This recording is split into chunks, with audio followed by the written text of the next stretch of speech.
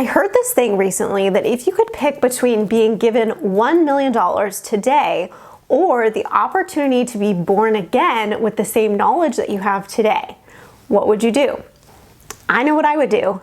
Definitely the latter. I'm Lindsay and I teach women to make and sell printables on Etsy so they can use their creative skills to make passive income. Now, that being said, I don't really believe in regrets. I mean, sure, I've had some cringeworthy moments in my lifetime that I kind of wish could be removed from other people's brains.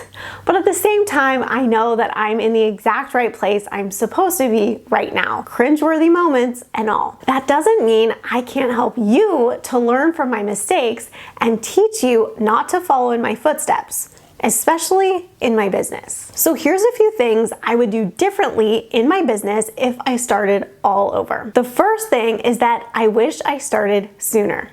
Doesn't everybody say this? I wish that I could go back to my 20-year-old self and explain to her that selling on Etsy is easier than you think, and you should just give it a try. I would have explained to her that when you have kids, you'll have so much less time than you have now.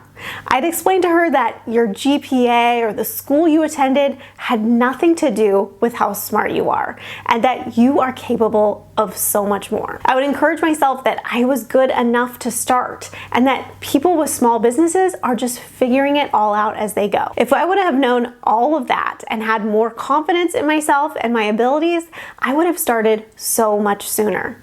And then I'd be so much further along in my journey than I am now. Do you think like this too? I want you to know that it's never too late to start, but that if you don't start before you're ready, you're leaving so much potential on the table. My next regret is not getting the professional help I needed in my business early on. Now, I invested in business coaches early on in my business, and I'm proud of myself for that. Having a mentor to push me farther than I would have gone on my own is one of the reasons I am where I am today. People think that it's smarter and more money conscious to do it all on their own, but that's actually backwards, because being thrifty when it comes to getting help in our businesses will keep us broke. If you're giving away time to save money, this is actually backwards, because you can always create more money, but you cannot create more time. So although I did get a coach, there were some other professional helpers I wish I would have hired sooner in my business. For example, I would have invested in a CPA that specialized in business from the start. My husband and I did have a CPA. However, she was our personal CPA, and she didn't really know a lot about the tax laws surrounding business. My next regret comes from the legalities of selling on Etsy.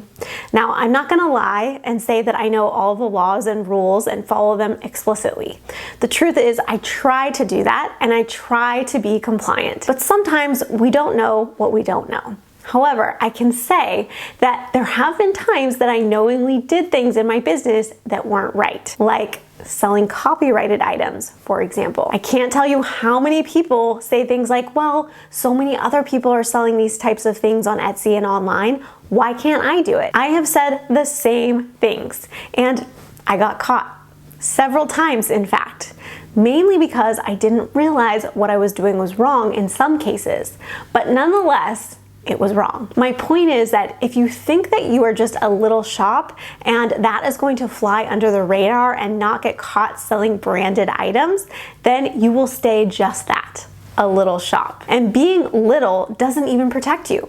In my printables course, I talk about my experience and the penalties I faced and why I encourage my students not to go down the same path as I did. And I will encourage you to do the same. And last but not least, I would have made the switch from handmade party decorations to digital printables much sooner.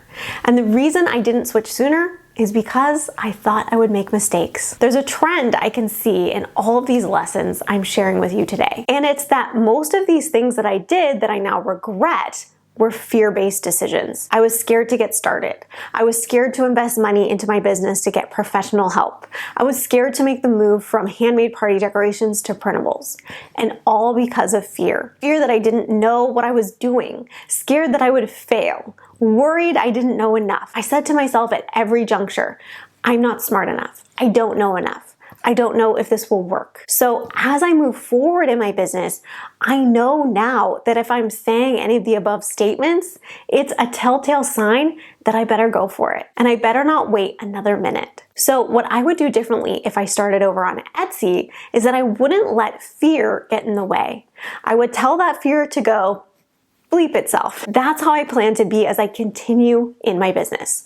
Not fearless, but the courage to move through the fear anyway, knowing that when I get to the other side, I'll have everything I want and no regrets. Learning to walk through life with courage is such an important habit to adopt. And if you want to learn the other habits you need to be successful on Etsy, you can take my free training where I walk you through how to build consistent habits to be successful on Etsy. And you can check that out at atouchofla.com/habits. I hope this video was helpful to you, and I will see you in the next video.